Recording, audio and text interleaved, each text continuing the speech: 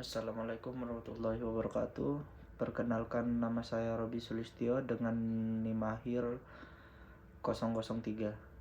Nah, di sini saya akan menjelaskan mengenai teori bentuk-bentuk pemerintahan. Kalau bentuk negara membahas susunan negara secara keseluruhan, bentuk pemerintahan lebih membahas siapa yang memegang kekuasaan tertinggi dalam dan bagaimana kekuasaan itu diperoleh serta dijalankan. Pembahasan ini sudah berkembang sejak zaman Yunani kuno sampai era modern sekarang. Kita mulai dari klasifikasi klasik Aristoteles, karena ini lah dasar pemikiran yang paling banyak dipakai. Aristoteles membagi bentuk pemerintahan berdasarkan jumlah orang yang berkuasa dan apakah kekuasaan itu dijalankan untuk kepentingan umum atau kepentingan pribadi. Dari situ muncul 3 bentuk baik beserta penyimpangannya. Yang pertama, monarki, yaitu pemerintahan satu orang yang kepentingan rakyat, yang kalau disalahgunakan berubah menjadi tirani, di mana penguasaan hanya mementingkan diri sendiri. Lalu yang kedua, aristokrasi, yaitu pemerintahan sekelompok kecil orang terbaik demi kebaikan bersama, yang kalau disalahgunakan berubah menjadi oligarki, pemerintahan segelintir orang yang hanya mementingkan golongannya. Lalu yang terakhir, yang ketiga, politeia, yaitu pemerintahan oleh rakyat demi kepentingan bersama, yang kalau disalahgunakan berubah menjadi demokrasi dalam arti negatif, yaitu kekuasaan rakyat yang berlebihan hingga cenderung mengabaikan hukum. Dan dalam ilmu negara modern, bentuk pemerintahan lebih sering dibedakan berdasarkan cara kekuasaan diperoleh.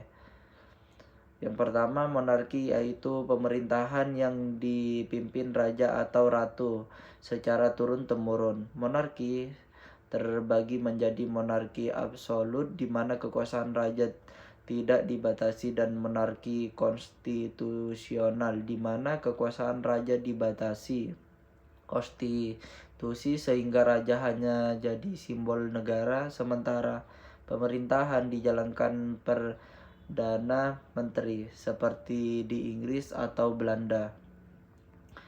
Lalu yang kedua, republik, yaitu bentuk pemerintahan di mana kepala negara dipilih lewat pemilihan, bukan diwariskan, dan menjabat untuk periode tertentu. Kekuasaan bersumber dari rakyat dan kepala negara bergantung jawab kepada rakyat.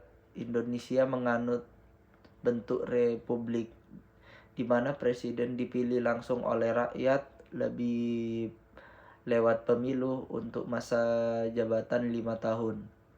Selain itu ada juga pembagian berdasarkan sistem pemerintahan, yaitu presiden dan parlementer. Dalam sistem presidensial, presiden berperan sekaligus sebagai kepala negara dan kepala pemerintahan, dan tidak bertanggung jawab langsung ke parlemen seperti dianut Indonesia dan Amerika Serikat. Sementara dalam sistem parlemen, kepala negara dan kepala pemerintahan terpisah, di mana kepala negara sifatnya simbolis sedangkan kepala pemerintahan dipegang perdana menteri yang bertanggung jawab ke parlemen seperti di Inggris dan Jepang. Jadi teori bentuk pemerintahan ini menunjukkan bagaimana kekuasaan pemerintahan dijalankan, mulai dari klasifikasi klasik Aristoteles soal pemerintahan baik dan buruk, seperti klasifikasi modern yang membedakan monarki dan republik itu sendiri. seperti sistem presidensial dan parlementer. Inilah yang mendasari mengapa Indonesia memilih bentuk republik dengan sistem presidensial sebagai landasan pemerintahannya. Mungkin itu saja yang bisa saya sampaikan mengenai teori bentuk-bentuk pemerintahan. Kurang lebihnya mohon maaf. Assalamualaikum warahmatullahi wabarakatuh.